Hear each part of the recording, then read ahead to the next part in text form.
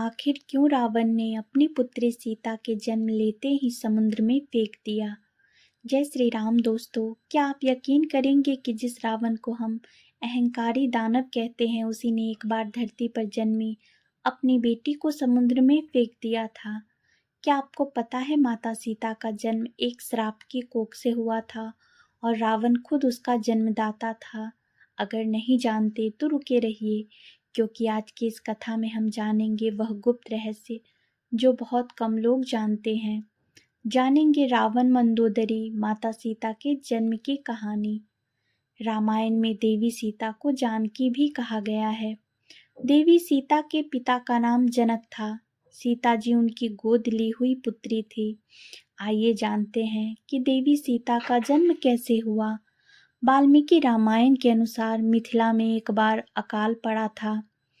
तब राजा जनक को सलाह दी गई कि वे वैदिक अनुष्ठान करके खेतों में स्वयं हल चलाएंगे तो वर्षा होगी और अकाल खत्म हो जाएगा। वैशाख माह के शुक्ल पक्ष की 9वीं तिथि को राजा जनक खेत में हल चला रहे थे। उसी दौरान एक बक्से से उनका हल टकराया।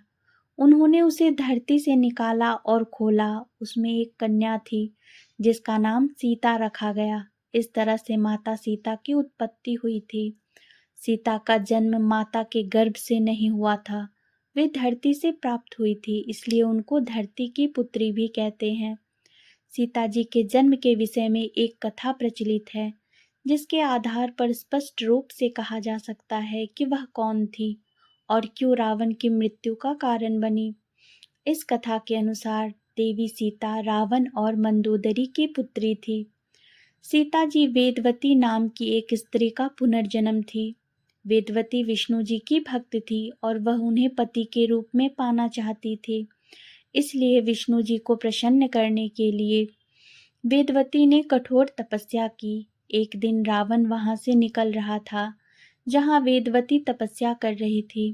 वेदवती की सुंदरता को देखकर रावण उस पर मोहित हो गया। रावण ने वेदवती को अपने साथ चलने के लिए कहा, परंतु वेदवती ने मना कर दिया। वेदवती के मना करने पर रावण को क्रोध आ गया और उसने वेदवती के साथ दुर्व्यवहार करना चाहा। रावण के स्पर्श करते ही वेदवती ने खुद को भस्म कर लिया और रावण को श्राप दिया कि वह रावण की पुत्री के रूप में जन्म लेगी और उसकी मृत्यु का कारण बनेगी। कुछ समय बाद मंदोदरी ने एक कन्या को जन्म दिया। श्राप से भयभीत रावण ने उस कन्या को जन्म लेते ही सागर में फेंक दिया। सागर की देवी वरुणी ने उस कन्या को धरती की देवी पृथ्वी को सौंप दिया और पृथ्वी ने उस कन्या को राजा जनक और माता सुनैना को सौंप दिया। देवी सीता का विवाह श्री राम के साथ हुआ और रावण द्वारा देवी सीता के अपहरण करने के पश्चात श्री राम ने रावण का वध कर दिया।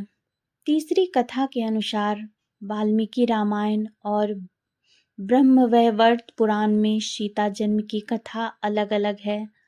अद्भुत रामायण में सीता जन्म की तीसरी कथा है, जिसके अनुसार कृतसमद ऋषि देवी लक्ष्मी को पुत्री रूप में पाना चाहते थे। वे इसके लिए तप कर रहे थे। एक दिन वे आश्रम में नहीं थे तो रावण पहुंचा और वहां मौजूद सभी ऋषियों को मारकर उसके खून को कलश में भर लिया। उसे लंका में लाकर अपने महल में छिपा दिया। एक दिन मंदोदरी ने उस कलश को खोला और उसमें जमा खून को पी लिया। इस कारण वह गर्भवती हो गई। बाद में उसने जन्मी बच्ची को कलश में ही रखकर मिथिला राज्य की भूमि में छिपाई। वही बच्ची सीता के रूप में राजा जनक को प्राप्त हुई। इन तीनों कथाओं में वाल्मीकि रामायण की कथा ज़्यादा प्रचलित है और लोकप्रिय मानी जाती है।